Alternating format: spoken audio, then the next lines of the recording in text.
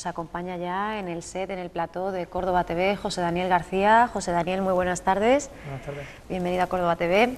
Bueno, José Daniel, vamos a hacer una pequeña presentación, vamos a intentarlo porque ya a pesar de tu edad, a pesar de tu juventud, el currículum, la trayectoria te precede. José Daniel es poeta, gestor cultural, dinamizador juvenil, ha sido profesor también, diplomado en Ciencias de la Educación, licenciado en Humanidades y posgraduado en Español como segunda lengua, enseñanza y aprendizaje, crítico literario también para publicaciones como Diario Córdoba, El Día de Córdoba, cordobadeporte.com o incluso El País, ideólogo, fundador y coordinador del colectivo Caín. A este poeta lo conocemos muy bien, es toda una referencia, es todo un referente pues de un peso más que específico del panorama poético cordobés que trasciende y mucho ya las fronteras de su ciudad natal. Premio Andalucía Joven de Poesía, Premio Poesía Hiperión, autor del Sueño del Monóxido, Coma y Estibador de Sombras, incluido en muchísimas antologías como Periféricos, Poesía Viva en Andalucía, Terreno Fértil o La Inteligencia y el Hacha, un panorama de la generación poética del 2000, y hoy tenemos la oportunidad, la ocasión de disfrutar de sus versos dentro de esos lunes poéticos que organiza mano a mano la Fundación Prasa y la Real Academia de Córdoba. José Daniel. Sí, bueno, buenas tardes, gracias por la presentación. Y como tú comentabas esta tarde, pues tengo la suerte y el honor de leer de la Real Academia de Córdoba. Yo últimamente la verdad que no hago muchas lecturas, entonces quiero que esta sea un poco especial. Y me gustaría pues que acudiese el máximo de gente posible. Este ciclo, recitales de poesía cordobesa, como decíamos, lunes poéticos, que es pues bueno, todo un exponente de las actividades, iniciativas relacionadas con la poesía, que no solo están insertas en la época que solemos asociar, sino que nos acompaña pues prácticamente todo el curso académico, y que va a contar hoy con la presentación de Antonio Cruz Casado, académico y catedrático de Lengua y Literatura Española. Sí. Como bien decía Antonio Cruz, va a presentarme, pero que, bueno, que tampoco exagere demasiado. Y aparte de eso, pues, una vez que tenga lugar la presentación, pues yo quisiera leer poemas de mis 3 libros anteriores, y también una parte de un nanopoema, que es lo último que he publicado, que es una edición online de un poema en 5 partes, que se llama Imagen y Palabras. Juega un poco con la idea del poema como imagen y palabras.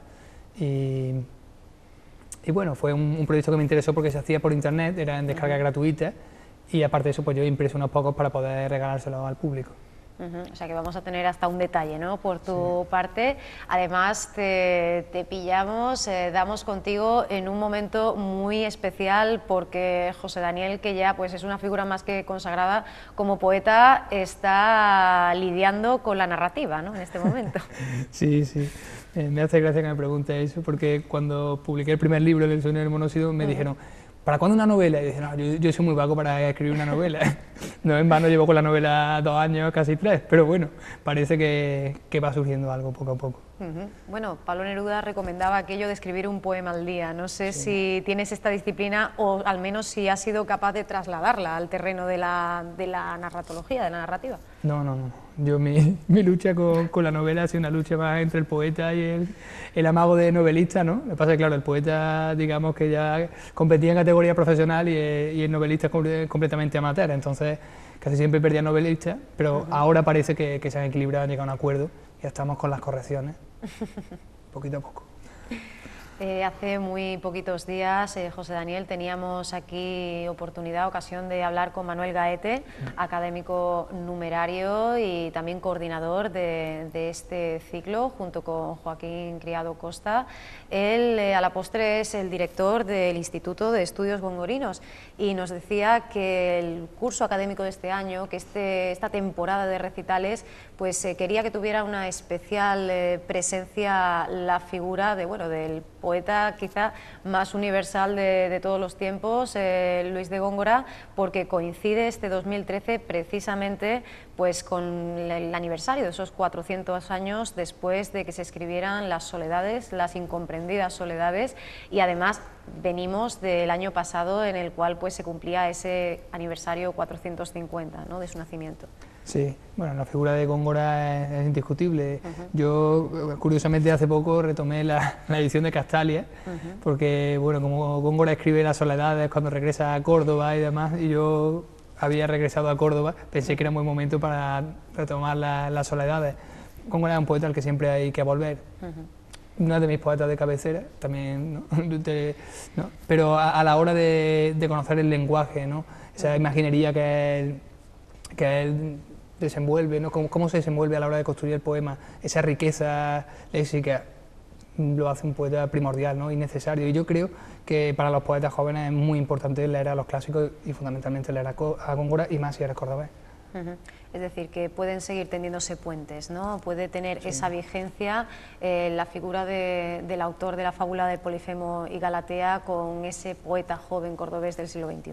Por supuesto, y aparte, bueno, aquí, ¿no? Reciente, desde el 27, ¿no? El grupo cántico, al tender un puente hacia el 27, y el 27 entroncar con Góngora, directamente nos tiende ese puente de oro, digamos, por el que nosotros podemos acceder, y además, como bien dice, es una figura vigente que ha sido homenajeada y que, como bien decía Manuel Gaete, que además es un excelente poeta, hay mucho empeño porque su obra se siga dando a conocer y esté permanentemente presente. Y yo creo que eso es bueno.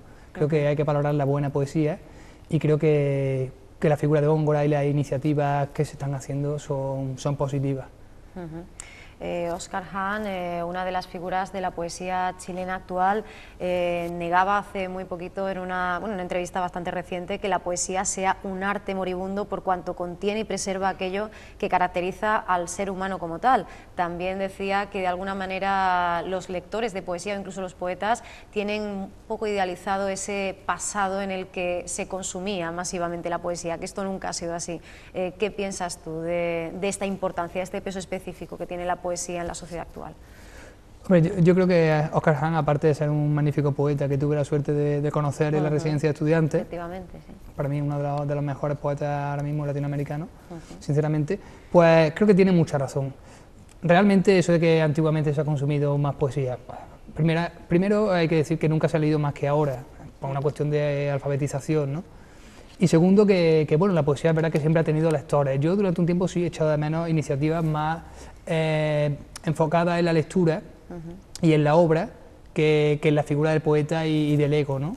Pero pienso que ahora, después de esa burbuja cultural que se vivió en Córdoba y que se desinfló afortunadamente, las personas que siguen, que tienen un compromiso con la palabra y con la literatura, con la buena literatura y con la lírica especialmente, lo van a seguir manteniendo, y creo que ahora pues simplemente va a haber más grano y menos paja. Entonces somos optimistas, ¿no? Este debate ya parece casi anticuado, esta globalización de la literatura, estos muros que derriba, si eso puede estar relacionado con un descenso en la calidad, o si por el contrario puede exigir al lector que sea más exigente y más proactivo y más crítico. Yo creo que la poesía es muy variada, ¿no? Y estética hay muchas. Uno puede leer eso, poetas que le interesen menos y sentirse más cercano a otros. La clave es que haya lectores y que haya buenos lectores. Y eso sí me parece que es un trabajo que queda por hacer, a pesar de que hay esfuerzos, ¿no?, de fomento de la lectura y demás. También es lógico que cada vez se potencie menos o se ponga en entredicho el valor de la literatura y especialmente el valor de la poesía, ¿no?, que es como la parte más pura, si se me permite el adjetivo. Y es porque obviamente interesa que pensemos cada vez menos. Vivimos en una sociedad imagocéntrica donde obviamente todo nos entra, ¿no?, a través de imágenes. Las imágenes no se digieren, sino que van directamente al inconsciente o a como queramos llamarlo, y la poesía requiere una reflexión mucho mayor. Entonces, claro, cuando una persona reflexiona, piensa, y cuando piensa, se da cuenta de las cosas. Cuanto más tontos seamos, mejor, ¿no?, será más fácil engañarnos. Entonces, es lógico que siempre se esté poniendo en tela de juicio el valor de la literatura, de la filosofía y especialmente de la poesía.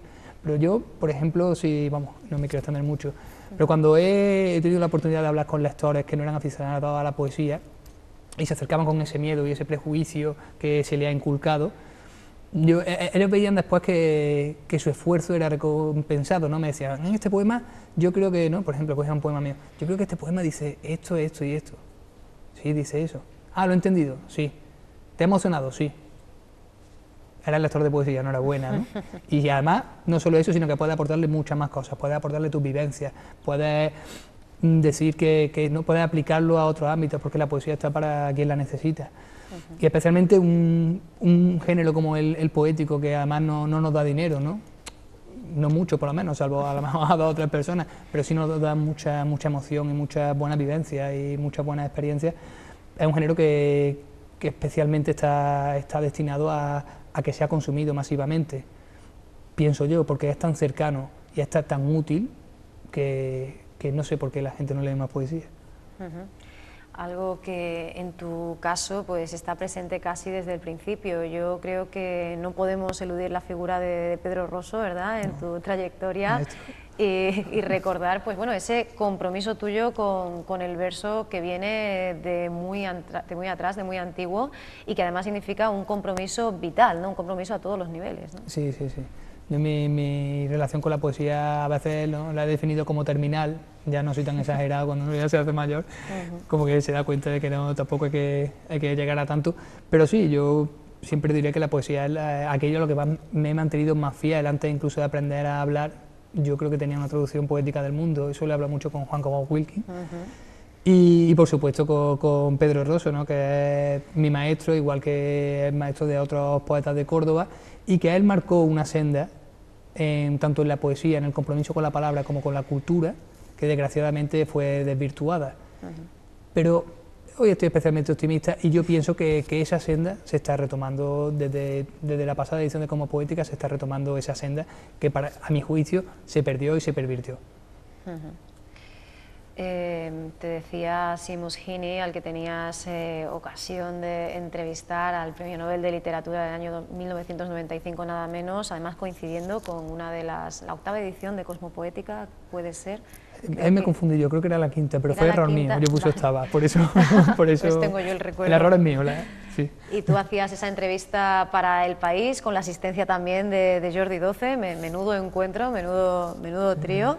Menuda triada de poetas. Él te decía que si bien la poesía era una influencia callada que obliga a detenerse trazando una línea en el suelo, el poeta o el poema solo puede aspirar a compartir una experiencia sin garantías de que algo cambie. Y yo te pregunto, a tenor de esa reflexión, si esto al poeta le libera o le aprisiona. Bueno, a mí esa frase que dijo Heaney, que además, bueno, como decía, fue una de las experiencias más bonitas de mi vida, porque además me demostró que los grandes son humildes y que el talento es inversamente proporcional a la pose, un hombre sencillísimo, encantador, pues me hizo pensar mucho sobre la incidencia de la poesía, ¿no? Si eso me liberaba, o como tú dices, si me constreñía, decía, bueno, si esto no sirve para nada. Yo creo que no hay que analizar la poesía desde un punto de vista posmoderno, eso de que no tiene incidencia en la realidad. Y que tampoco la poesía hay que usarla, ¿no?, para cambiar el mundo, aunque la poesía siempre ha estado acompañando a los movimientos revolucionarios, ¿no? Y ahora me viene a la cabeza José Martí, por ejemplo. Pero yo creo que a lo que hay que aspirar es a emocionar. Y emocionar implica que el lector tenga una rebelión individual, ¿no? Y cuando una persona se emociona y pasa un momento ¿no?, sufre una revolución íntima e individual, yo creo que algo cambia. Porque no es como ver una película, ¿no?, bueno, hay películas que nos cambian, ¿no? Y bueno, tú que eres una cinéfila, sabes que hay películas que te transforman y no te dejan igual. Pero el libro, yo creo que entra muchísimo más, ¿no?, porque llega a la entraña, tienes que pensar mucho más, medir cada palabra. Y yo creo que la poesía realmente, cambiar sí cambia, lo que no se puede utilizar es como arma, ¿no? O sea, si quieres hacer una revolución, coge un Kalashnikov, no coja un libro de poesía. Pero quizás la poesía sí te alimente para apoyar esa revolución y ese cambio. Entonces, yo sí creo que tiene una incidencia sobre la realidad. Porque además, si parafraseo el estibador de Sombras, nombrar es poseer y destruir. Separar la luz del humo, ¿verdad?, que también es un verso que extraemos de ese poemario, implica, como decíamos antes, un compromiso pues incluso con lo cotidiano, ¿no?, un compromiso que no siempre es fácil de llevar, ¿no? ¿Cómo convive José Daniel, el poeta, y José Daniel, pues el chaval joven que se sigue formando, que trabaja, que tiene una vida como la de cualquier otro? Bueno, la convivencia es dura, Yo creo que la clave está en que el personaje no te devore, ¿no? Que no crea un personaje, sino que sepas convivir con tu sensibilidad y que, bueno, en buena medida la apliques cuando sea necesario, pero también sepas tenerla en un cajón. Así yo opino que un poeta no está de guardia 24 horas, ¿no? El poeta siempre es poeta, desde que se levanta hasta que se acuesta y, por supuesto, mientras sueña. Entonces, la convivencia es curiosa, la poesía te genera cosas paradójicas, ¿no? Con eso, un poeta, pues, bueno, yo ahora mismo no tengo trabajo, entonces, no, poeta en paro. Pero realmente sí se puede intentar que haya un equilibrio, aunque es verdad que yo muchas veces siento que mi vida, incluso mi cuerpo, es el correlato de mi obra, ¿no? Y por eso el yo poético, tu yo poético, queda exangüe, la letra con sangre sale, ¿verdad? Nos decías también en ese libro. Y yo te pregunto, tras leer una entrevista que concedía Marco Antonio Campos, en la cual decía pues cómo la poesía inundaba todos los demás ámbitos, todos los demás espacios de la vida, ¿qué opinas de algunas opiniones, de algunas posturas, de algunos poetas incluso, que intentan desmitificar, ¿no?, esta asociación entre la poesía, la enfermedad? Dicen, no, esto es una cosa que está ahí, pero que los poetas adoptamos por pose. ¿Qué te parece a ti esta postura? Depende del grado de compromiso, de la estética que tenga cada uno. En mi caso, aunque ahora intento relajarme mucho más en torno a ello, sí es cierto que para mí la poesía es casi una enfermedad, ¿no? Y quizás por eso tengo siento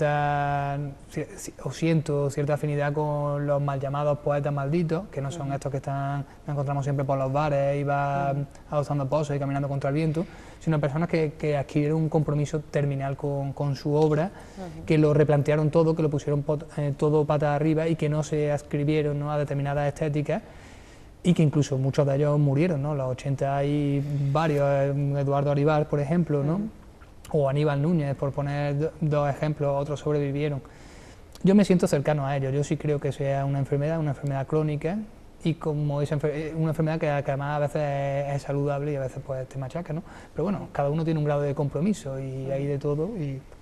Incluso tú pues acuñas un concepto, ¿no?, que define tu grado concreto de compromiso, y es ese letraherido, ¿no? Sí. Además una palabra que me encanta, que viene del catalán, ¿no?, que es lletrafarí, y el letraherido, el enfermo de literatura, el grafómano, porque incluso cuando no escribes, estás escribiendo, ¿no?, estás tomando notas, estás viendo el mundo a través de un prisma distinto. Sí, yo no puedo evitarlo. La verdad que ese es mi grado de compromiso, pero ya te digo, en la literatura hay muchos caminos. Y bueno, cada uno adquiere o toma el que más le guste, ¿no? Yo por ejemplo, no critico a los escritores profesionales, ¿no? Me parece muy bien, además hay gente que incluso come de esto, ¿no? Cosa que me parece estupendo. De la poesía menos. Pero sí creo que por lo menos sí hay que tener un grado de honestidad. Y eso, que sobra impostura, y falta también criterio y crítica, y eso, gente que de verdad trabaja y lucha, pero también hay personas que tienen unas poéticas muy interesantes sin llegar a esos extremos. Y hablando del panorama actual, de esas poéticas, decía García Martín, en el prólogo, a tenor de esa generación del 99, de esa antología, ahora hablaremos, si te parece, de las antologías, decía que estábamos en una etapa en la que carecíamos de referentes poéticos. ¿Esto es simplemente una cuestión de falta de perspectiva, o realmente podemos apostar por esta teoría, enlazando además con algo que decía hace muy poco Eduardo García, aquello de ese sujeto que plantea un discurso desfragmentado, esa crisis fértil de la poesía actual? Bueno, yo creo que los referentes los busca uno mismo. No sé si García Martín piensa que tiene que haber una meca para cada generación o para cada época, pero yo, por ejemplo, busco mis propios referentes, ¿no? Igual que antes hablamos de la tradición, cada uno se crea su propio árbol genealógico. Entonces, eso de que no tenemos referentes, bueno, yo no lo comparto, yo tengo mis referentes, yo busco mis referentes. Entonces no comparto la opinión de García Martín, la verdad. Y bueno, volviendo a Eduardo García, él nos hablaba de ese creador hipermoderno. ¿Crees que define bien el momento, la coyuntura en la que ahora estamos? Sí, Eduardo, además de ser un gran poeta, es un pensador excelente. Y sí, yo creo que además hacía referencia a ese momento, ¿no?, en que surgen los términos como la hipertextualidad, el tema de internet, las redes sociales y ese tocarlo todo. No sé, también creo que ahora está habiendo otra etapa nueva. Yo pienso que el tema de la generación nocilla y todo este empeño por ser postmoderno, aftermoderno, hacer como un entretenimiento, pero o sea, era una especie de literatura de entretenimiento que no incidía sobre la realidad, pero a la vez era hiperculta y ahí ya no podía saber cualquiera. Yo creo que eso ahora se ha relajado un poco, ¿no? Y quizás estamos en un momento de descreimiento positivo, de escepticismo, decir, bueno, bien, o sea, ha sido una moda, ha estado bien, pero ahora cada uno que siga su camino. Pero sí, sí me parece muy acertado el análisis de Eduardo. Hablábamos de, bueno, de esa búsqueda, ¿no? de lo transgresor, y hace poco Luis García Montero decía que todavía había muchos poetas jóvenes que seguían instalados en cierto temor al convencionalismo, ¿no? Que algo que para él era pues la forma más rotunda de ser tradicional. ¿Crees que estamos en este momento o que lo hemos superado ya? Bueno, entiendo lo que dice Luis García Montero, ¿no? El tema de eso, del miedo a hablar de lo cotidiano y de lo sencillo. Yo creo que la transgresión, en el momento en que uno es pretendidamente transgresor, ya deja de serlo. Yo sí creo más en lo transgresivo, si se me permite hacer una pequeña diferenciación, ¿no? Sí. Y es que tu misma búsqueda, tu misma obra, tus mismos planteamientos ya generen esa transgresión. O sea, que sea algo inherente a lo que tú haces sin esa búsqueda. A lo que él se refiere supongo que es a esos clichés, los que se están quedando muchos de estos poetas jóvenes y nuevos, y en eso pues sí estoy de acuerdo con él, ¿no? Hay muchos poetas, pues eso, el poeta, ¿no?, hace cosas tan antiguas, tan desfasadas, incluso tan peligrosas como la apología de las drogas, ¿no? Una cosa que además se ha cargado a muchos poetas precisamente, o el tema de que haya en la voz femenina, pues las poetas, ¿no?, se sientan obligadas a hablar desde un punto de vista de sufridora, o todo lo contrario, de transgresora, en plan, ¿no?, en los poemas estos de soy una zorra y demás, que ya no asustan a nadie, ¿no? En ese aspecto yo coincido con él. Lo que pasa que yo, convencionalismo, ¿a qué se refiere con convencionalismo? Es un término que puede quedar un poco abstracto. ¿Qué es ser convencional? ¿Qué es escribir lo que todos escriben? Pues mire usted, no me interesa eso. Él, bueno, García Montero es un poeta que además respeto y admiro, y él creó su línea, pero bueno, a mí no me interesa su línea, yo no me ascribo a su estética. Si por eso ya no soy convencional o soy pretendidamente transgresor, pues bueno, eso ya será lo que opine cada uno. Yo, por ejemplo, bueno, yo creo que a Luis le gusta mi poesía, ¿no? Aunque él tenga otra estética, entonces cada uno busca el camino. A mí lo que me interesa es la buena poesía y la mala poesía. Y la buena poesía, independientemente de que te guste o no te guste, si eres un buen lector, sabrás reconocerla. Eso es lo importante. Creo que, como decía muy bien antes, nos perdemos en demasiados debates. Supongo que son debates, pues bueno, como la poesía no da dinero y aquí hay muchos alimentos de ego, pues nos aburrimos, tenemos que plantear debates que no llevan a nada. Estos son debates bizantinos, vamos. Nos centramos, si quieres, luego quiero decir mejor que vamos a hacer un puente, porque vamos a hablar de ti, pero lo hacemos tomando como referencia lo que acabamos de decir, y es que tú también tienes esa dimensión, y antes lo hemos dicho, ¿no?, esa faceta de crítico que te sitúa en un modelo de poeta que han llevado a su máxima expresión pues figuras como Paul Valéry o T.S. Eliot o Luis Cernuda, por ejemplo, por decir solamente algunos. Y te pregunto, José Daniel, si esa faceta, si esa dimensión de crítico es inherente al propio poeta, y enlazando con esto, ¿qué te parece esa respuesta que suelen dar los escritores en general, quizá los poetas en particular, de yo no puedo opinar, ¿no?, sobre lo que hago, dejo ese trabajo a otros? ¿Esto es falsa modestia, pura irresponsabilidad, o bueno, o la posición, digamos, más sincera y más adecuada? Mojarse del camino, ¿no? No mojarse del camino más sencillo, ¿no? Eso sí. Yo pienso que cada poeta debe de decir lo que quiera en cuanto a su propia obra, pero sí creo que hay que tener un discurso firme y mantenerlo. Es verdad que la poesía siempre es una parte que uno no controla, ¿no?, y siempre hay matices que uno no ve y que los críticos sí. Yo, como bien dices, he ejercido como crítico, pero creo que debería de existir una figura del crítico al margen del poeta, porque claro, si eres crítico y poeta, pues obviamente es muy difícil que no al leer el libro no te metas de lleno, no lo veas a través de tu prisma, de tu estética y de tu defensa, porque aunque los poetas eso digan, ¿no?, yo escribo y no opino sobre lo que hago, obviamente sabes lo que le gusta, lo que no le gusta, y supongo, bueno, si son buenos poetas tienen una estética que definen o que están construyendo. Entonces a mí lo que sí me parece interesante es la idea del crítico que no escribe poesía, que es lector de poesía. Porque, bueno, ya hay casos también, ¿no?, de grandes críticos que en sus últimos años se han dedicado a publicar libros de poesía y resultó que eran poetas malísimos, ¿no? Y eso pone en entredicho toda su obra anterior, ¿no? Es decir, pues, este hombre que era un crítico tan bueno y luego escribía libros tan pésimos.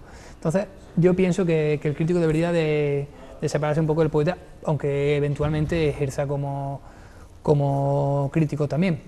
Aunque sí creo que el buen crítico debe hacer poesía de su propia crítica. O sea, una buena crítica es un texto literario en sí mismo.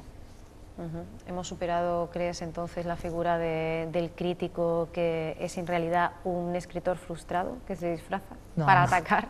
No creo que lo hayamos Deberíamos, superado. ¿no?, a estas alturas, sí, ¿no? Pero claro, como ya te digo, normalmente los críticos son también poetas, a los poetas no les gusta llevarse mal con nadie, salvo que que tomen un posicionamiento feroz y se atrincheren en un grupo y demás.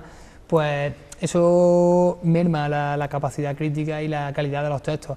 Yo abogo por una figura del crítico, o sea, la crítica como género literario en sí mismo. Una buena crítica, que sea un texto maravilloso, que uno lo lea y disfrute con ello. Pero también creo que la crítica en poesía, al ser la poesía, ¿no?, y no haber habido nunca un modelo claro, cae también en muchos tópicos, ¿no?, y en tendencias críticas. Muchas veces se hace crítica como fulanito, que es un buen crítico, y todos, muchos siguen esa senda, ¿no? Puede ser otro problema la ausencia de la crítica, digamos, negativa por causa del encargo, la relación de amistad. ¿Encontramos hoy día críticos que sean totalmente libres de ese tipo de compromisos? No, precisamente por eso, porque si eres crítico también eres autor, claro, pues no quieres llevarte mal con nadie y quieres, pues, digamos, agradar. Luego, si te lo pide un amigo, sabes que eso puede suponer el fin de una amistad. Sí existen los críticos que cuando un libro no les gusta, directamente no hablan de ella. Entonces, yo creo que es el único resquicio que le queda al poeta crítico también. Pero críticas así duras y contundentes no suele haber. Normalmente lo que se condena al ostracismo, ¿no?, el libro que no interesa. Yo no he visto así críticas muy comprometidas, salvo que se escondan, ¿no? No sé, por ejemplo, en internet no hay un grupo que, no, Addison de Witt, que hacen críticas, pero no la firman. En el momento que alguien está haciendo críticas pero no la firma por miedo a represalias, cuando además vienen un discurso que son antiinstitucionales, ¿no?, y demás, ellos mismos se están deslegitimando, ¿no? Sí. No estamos entonces tan lejos de circuitos más comerciales, como por ejemplo, pues el musical, ¿no?, esas emisoras para las cuales todos los grupos son buenísimos y siempre acaban de sacar el mejor disco de su historia, ¿no? Sí, bueno, en parte sí, con la diferencia de que aquí no se mueve la pasta, ¿no? Encima se hace solamente, ¿no?, encima de forma gratuita, y las críticas ya últimamente ya casi no se pagan las críticas que uno escribe, ¿no? Porque eso es otra, ¿no? Parece que el poeta siempre hace las cosas por amor al arte y que aquí nadie come, ¿no? Nos alimentamos del aire. Pero bueno. Otro asunto siempre muy controvertido es el de las antologías, lo decíamos antes, y yo te pregunto, José Daniel, ¿qué te parecen? Si escaparates muy válidos, al menos para tener un pequeño mapa, una imagen, un paisaje de lo que se está haciendo ahora, aunque sea más o menos abocetado, o si por otro lado hay demasiados agujeros negros, demasiadas ausencias. Yo creo que hay demasiadas antologías. O sea, la antología durante la época de la burbuja cultural se convirtió en una cosa, ¿no? Que, o sea, bueno, sigue habiendo cada año cuántas antologías hay. O sea, voy a decir 4 y me quedo corto, por no decir 10. Y siempre hay, ¿no?, ni están todos los que son, ni son todos los que están. Realmente luego las antologías que prevalecen son muy pocas. Y bueno, yo por ejemplo, claro, lo que pasa, estas cosas las dicen encima, los antólogos se enfadan contigo, ¿no? Pero yo, por ejemplo, no sé, la última que se hizo en Córdoba, pues hubo gente que en mi opinión no tenía que estar y había ausencia. Pero bueno, eso es así de claro. Lo que pasa es que sí es cierto que nunca lleva a gusto de todos, pero al final el problema de la antología es que ocurre lo mismo, ¿no? Que el antólogo, como normalmente también es escritor, tampoco quiere pelearse con nadie. Entonces al final pues tiene que a lo mejor incluir a gente que no quisiera y siempre hay muchos intereses. No obstante, hay antologías muy buenas que se convierten en referentes, ¿no? Pero vamos, es lo que tú dices, ausencia siempre hay, porque la antología, siempre hay una ideología que subyace a la antología poética, sobre lo que sea un panorama, ¿no?, una antología panorámica, y dentro de esa antología panorámica pues siempre va a haber ausencia, igual que hay presencia injustificada. y algo a lo que han apuntado muchos críticos, y es esa costumbre de antologías superpobladas. Ahí tenemos Milenio de Basilio Rodríguez Cañada, donde hay casi 70 poetas, ¿no? Eso es una burrada, eso es una burrada. Porque, no sé, ¿no? Aparte de que es un ladrillazo, y que creo que poca gente se lee las antologías completas, por lo menos yo no, porque además si estás buscando, ¿no? Si es una antología que te habla del momento actual y de las distintas estéticas, 70 poetas llega un momento en que te pierdes. Pero es lo que te decía, cuesta mucho decir, bueno, voy a hacer esto y lo voy a hacer por esto, por esto y por esto, y me voy a arriesgar a perder contactos, a perder amistades y a recibir críticas voraces. Y eso es lo que ocurre, tienes que tenerlo muy claro, que no depender en absoluto de ningún mundo literario para hacerlo y para jugártela, ¿no? José Daniel, ahora sí, nos internamos ya en tu trayectoria hasta la fecha. Hablábamos antes de tus poemarios, hemos omitido las plaquettes, pero hay pues muchísimo trabajo ya realizado, y Diego Valla, en su reseña sobre Coma, Premio Hiperión, pues hacía un símil muy curioso, muy interesante. Él decía que vaticinaba que el sueño del monóxido y Coma se unían como la llave y la cerradura respectivamente, y que tu próximo poemario sería la ocasión para abrir la puerta, ¿no? En este caso Estibador de sombras, ¿no? Ese cuaderno caníbal que editaba Cangrejo Pistolero en el año 2010, si no me equivoco. Ahora, mirando hacia atrás, ¿crees que ha sido así? ¿Crees que ese vaticinio se ha cumplido? ¿Cómo se articula, digamos, Estibador de sombras con respecto a esos dos poemarios anteriores? Yo no sabría decir, a pesar de que la opinión de Diego Valla me merece muchísimo respeto, no sabría decir si Estibador de sombras, ¿no?, es ya la puerta abierta. Estibador de sombras es un momento de parada, es un momento que coincide con mi marcha a Madrid, a la residencia, y donde yo, que había apostado hasta entonces por la objetividad y el sujeto poético aparecía tímidamente, pues en este momento me planto y hablo desde la voz del sujeto, del poeta, de, bueno, ¿qué sentido tiene esto, no? En ese momento, bueno, eso, he pasado un año vertiginoso, he ganado el Hiperión, me suceden un montón de cosas maravillosas, me dan la beca de residencia, y llego allí y me encuentro en una habitación, ¿no?, una habitación propia, como diría Virginia Woolf, y ¿qué pasa ahora? ¿A qué viene esto? Entonces, Estibador de sombras tiene mucho también de homenaje a los poetas que yo considero parte de mi linaje, a Aribás, incluso a Panero, a Fernando Merlo, y de reflexión sobre mi propia obra. Es un poemario más opaco que el resto, no es tan claro. ¿Y hasta qué punto podría enlazar con ellos? No sé, yo siempre me encuentro en todos mis libros y a la vez creo que o me intento reinventar, ¿no? O sea, siempre intento mantener una esencia. Si hiciéramos un traveling, yo creo que Diego tendría razón, ¿no?, que desde el sueño del monóxido hasta Estibador hay un recorrido que va de la sombra al dueño de esa sombra. Pero no sabría decirte si realmente son poemarios encadenados, porque sí es cierto que ahí yo siempre, como he tenido una parte como más realista, de realismo radical, suele decir Villena, y una parte más metafísica, ahí creo que tiro más por la parte más visionaria. Aunque también te digo que sí creo que si alguien ha leído los dos libros anteriores me encuentra en el siguiente, porque la parte visionaria era algo que se soslayaba normalmente cuando se hablaba de los dos libros. Diego muy bien lo cita, y por ejemplo Luis Muñoz también hizo cuando presenté Coma en la residencia de estudiantes, también habló de esas visiones que parece que en mi caso, al ser visiones oscuras y no luminosas, no están, pero existen. Hablábamos al principio de ese nanopoema, ¿verdad?, de este Imagen y Palabras, y también de esa novela en construcción. ¿Eres capaz de abandonar totalmente el verso, o cómo están conviviendo la narrativa, la prosa y la poesía en este momento?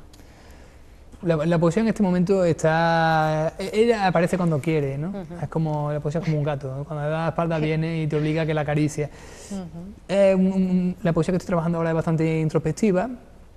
Estaba también con otra línea muy distinta y que recuperaba la objetividad del primer libro, aunque desde un punto de vista más prosaico.